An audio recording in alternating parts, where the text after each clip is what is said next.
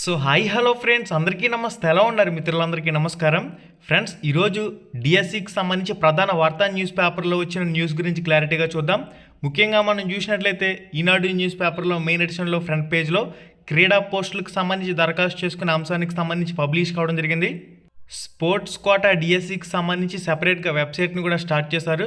Sports quota డిఎస్సికి సంబంధించిన complete video మన ఛానల్లో చేస్తున్నాను, ఒకసారి ఛానల్ ఓపెన్ చేసి చెక్ చేయండి. ఫ్రెండ్స్, మనకి మొదటి అప్డేట్ వచ్చేసరికి రాష్ట్ర ఉపాధ్యాయ సంఘం Andhra Pradesh, the state teachers union Andhra Pradesh నుంచి మనకి ఈ ప్రెస్ నోట్ అయితే రావడం జరిగింది. పాఠశాల విద్యాశాఖ ఆంధ్రప్రదేశ్ ప్రభుత్వానికి ఈ విషయం మెయిన్గా ఇక్కడ విషయం ఏందనేది చూసినట్లయితే, పాఠశాల విద్య మెగా డిఎస్సి 2025కి సంబంధించి పరీక్షలను ఒక జిల్లా అభ్యర్థులందరికీ ఒకే రోజు నిర్వహించాలని చెప్పేసి మెయిన్ డిమాండ్. ఒక జిల్లా అభ్యర్థులందరికీ ఒకే రోజు పరీక్ష నిర్వహించాలని చెప్పేసి మెయిన్ పాయింట్ కింద ఉంది. టెట్ను నిర్వహించి అనంతరం డిఎస్సి పరీక్షలు నిర్వహించాలని కోరుట, ఇది సెకండ్ పాయింట్ కింద ఇచ్చున్నారు. డిఎస్సి అభ్యర్థుల వినతి పత్రం అని చెప్పేసి మనకి ఇవ్వడం జరిగింది. డిఎస్సి పరీక్షలు జూన్ 6వ తారీఖు నుంచి జూలై 6వ తారీఖు వరకు online CBT computer based test ద్వారా మార్నింగ్ సెషన్ అదేవిధంగా ఆఫ్టర్నూన్ సెషన్లో నిర్వహిస్తారని చెప్పేసి తెలిసిందే. అయితే ఈ విధానం వల్ల ఒక్కొక్క సెషన్లో ప్రశ్నాపత్రం ఒక్కొక్క రకంగా ఉండటం వల్ల నార్మలైజేషన్ ప్రక్రియ ద్వారా మార్కులు ఇచ్చినా పూర్తి న్యాయం జరిగే అవకాశం లేదు. తెలంగాణ రాష్ట్రంలో కూడా డిఎస్సికి సంబంధించిన పరీక్షలను ఒక జిల్లా అభ్యర్థులందరికీ ఒకే రోజు ఒకే సెషన్లో పరీక్ష నిర్వహించారు. ఒక్కొక్క జిల్లాకు ఒక్కో రోజు నిర్వహించడం జరిగింది తెలంగాణలో. అయితే ఆంధ్రప్రదేశ్లో కూడా అదే విధానాన్ని అమలు చేయవలసిన అవసరం అయితే ఉంది. జిల్లా యూనిట్గా ఒకేసారి నిర్వహించడం వల్ల అందరికీ న్యాయం జరుగుతుందని అభ్యర్థులు భావిస్తున్నారు. ఆన్లైన్ పరీక్ష విధానం వల్ల ఏంటంటే CBT computer based test exams అనేవి వివిధ సెషన్లలో జరగడం వల్ల ఒక సెషన్లో పేపర్ కష్టంగా రావచ్చు, ఒక సెషన్లో మధ్య స్థాయిలో రావచ్చు, ఒక సెషన్లో బాగా ఈజీగా రావచ్చు, ఒక సెషన్లో బాగా యాడ్ స్కోర్లు రావచ్చు, ఒక సెషన్లో కీ మార్పులు ఎక్కువగా ఉండొచ్చు. ఈ విధంగా అనేక అవకతవకలు జరిగే అవకాశం అయితే ఉంటుంది. ఒక జిల్లాకి ఒకే పేపర్ ద్వారా పరీక్ష నిర్వహించడం, జిల్లా యూనిట్గా ఒకేసారి నిర్వహించడం వల్ల అందరికీ సమన్యాయం జరుగుతుందని అభ్యర్థులు భావిస్తున్నారు.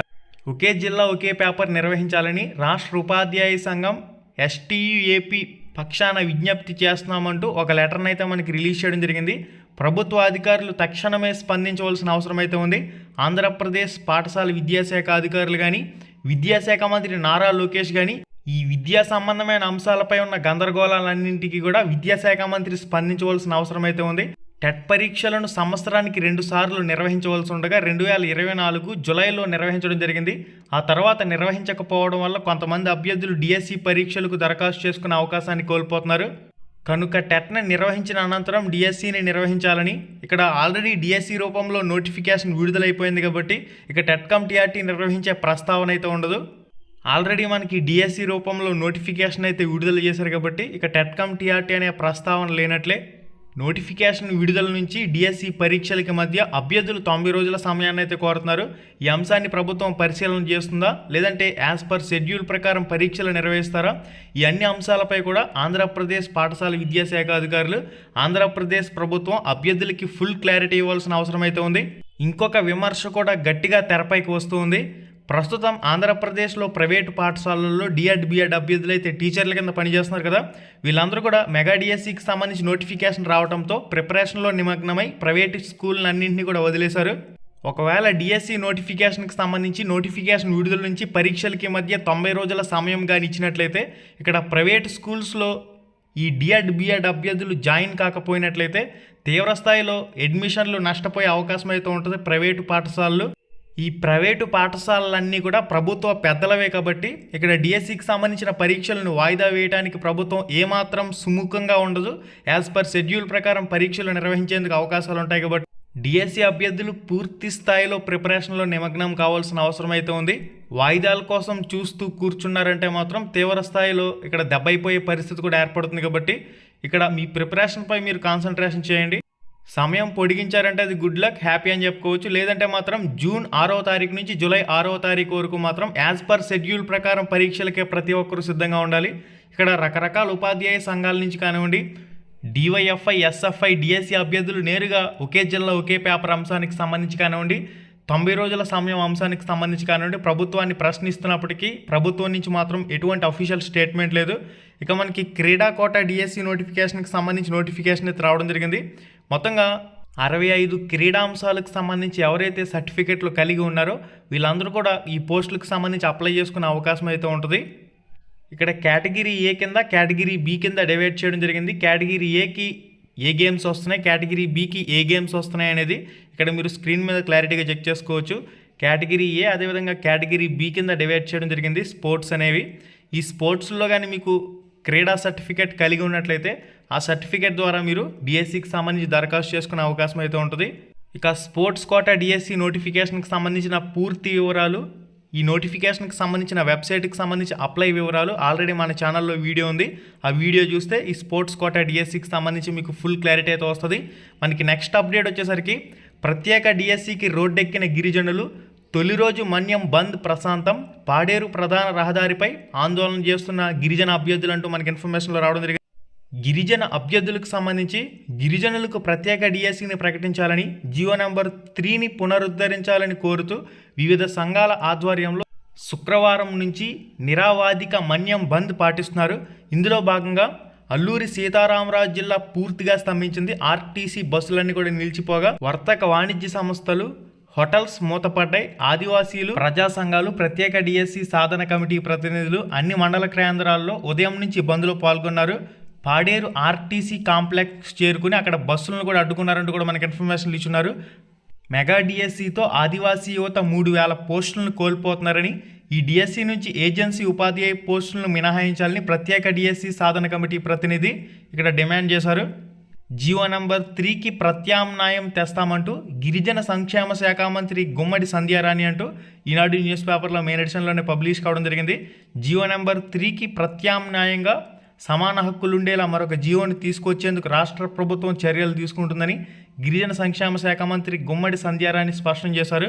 దీనికి సంబంధించిన కంప్లీట్ డీటెయిల్స్ అనేవి మీరు ఇక్కడ స్క్రీన్ మీద చెక్ చేయొచ్చు. మన్యం బంద్ సక్సెస్, ప్రభుత్వం స్పందించుకుంటే పోరాటాన్ని ఉధృతం చేస్తామని నాయకుల హెచ్చరిక అంటూ దీనికి సంబంధించి ప్రత్యేక కథనం అయితే పబ్లిష్ చేశారు.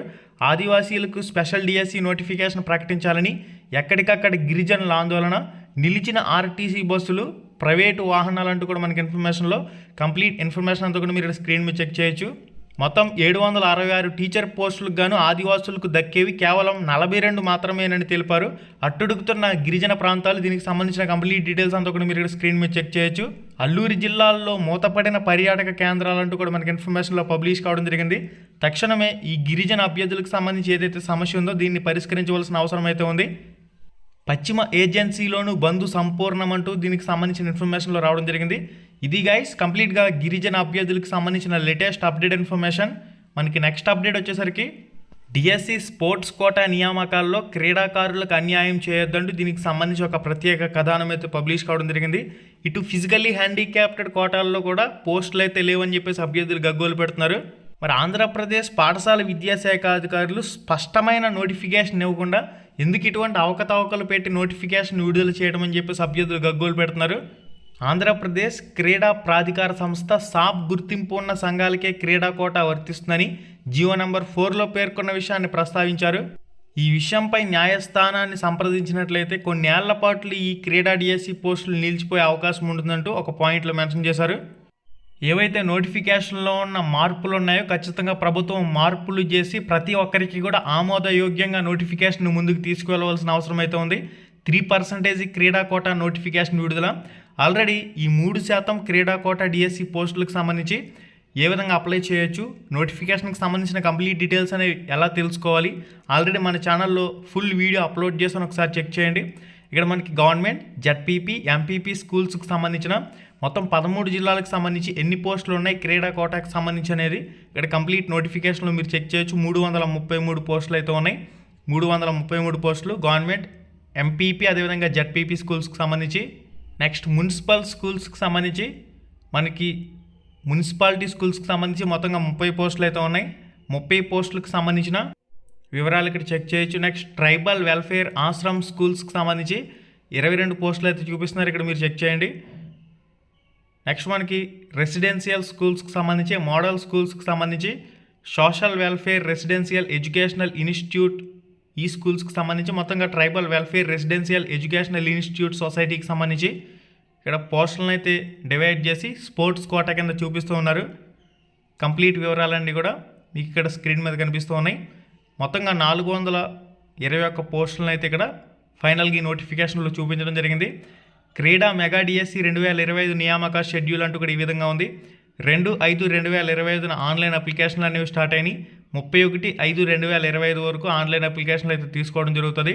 నెక్స్ట్ ఇక్కడ స్టీరింగ్ కమిటీ ద్వారా క్రీడా ధ్రువపత్రాల పరిశీలన మరియు ప్రాథమిక ప్రాధాన్యత జాబితా విడుదల వచ్చేసరికి దరఖాస్తు చివరి రోజు నుంచి 30 రోజుల్లోపు అంటూ కూడా మనకి ఇన్ఫర్మేషన్లు ఇచ్చారు. ప్రాథమిక ప్రాధాన్యత జాబితాపై అభ్యర్థుల నుంచి అభ్యంతరాల స్వీకరణ ప్రాథమిక ప్రాధాన్యత జాబితా విడుదల చేసిన 7 రోజుల్లోపు ప్రాథమిక ప్రాధాన్యత జాబితాపై అభ్యంతరాలు సమర్పించాలి. అభ్యంతరాలను స్వీకరించే తేదీ నుంచి 10 రోజుల్లోపు అభ్యంతరాలను పరిష్కరించడం జరుగుతుందంటూ కూడా ఒక పాయింట్లో మెన్షన్ చేశారు.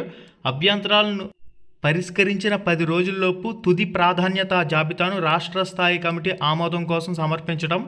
ఫైనల్గా రాష్ట్ర స్థాయి కమిటీ ఆమోదం పొందిన తుది జాబితాను ఆంధ్రప్రదేశ్ పాఠశాల విద్యాశాఖ వారికి అందచేయడం అంటూ దీనికి సంబంధించి మనకి నోటిఫికేషన్ షెడ్యూల్లో మెన్షన్ చేయడం జరిగింది. ఈ స్పెషల్ డిఎస్సికి సంబంధించి మీకు ఏ డౌట్స్ ఉన్నా కానీ ఒకసారి ఛానల్ ఓపెన్ చేస్తే స్పెషల్ డిఎస్సి నోటిఫికేషన్కి సంబంధించిన వీడియో ఉంటుంది. ఆ వీడియోని కంప్లీట్గా చూడండి, మీకు కంప్లీట్ డీటెయిల్స్ అనేవి తెలుస్తాయి. ఒకే జిల్లా ఒకే పేపర్ పరీక్ష నిర్వహణ అంశానికి సంబంధించి కూడా విద్యాశాఖ మంత్రి నారా లోకేష్ తక్షణమే స్పందించవలసిన అవసరం అయితే ఉంది.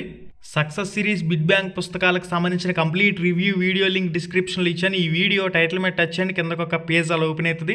అక్కడి నుంచి ఫుల్ రివ్యూ వీడియో చూడండి. Ram Ramesh AP DSC app link కూడా డిస్క్రిప్షన్లో ఉంది. ఆ యాప్ని డౌన్లోడ్ చేసుకుని స్టోర్ ఇన్ ఆప్షన్లో మీరు టెస్టులు కూడా ప్రాక్టీస్ చేసే అవకాశం అయితే ఉంటుంది. వీడియోలో మళ్ళీ కలుసుకుందాం. ఈ వీడియో టైటిల్ టచ్ చేసినట్లయితే డిస్క్రిప్షన్ అయితే ఓపెన్ అవుతుంది. శుభం, ధన్యవాదాలు.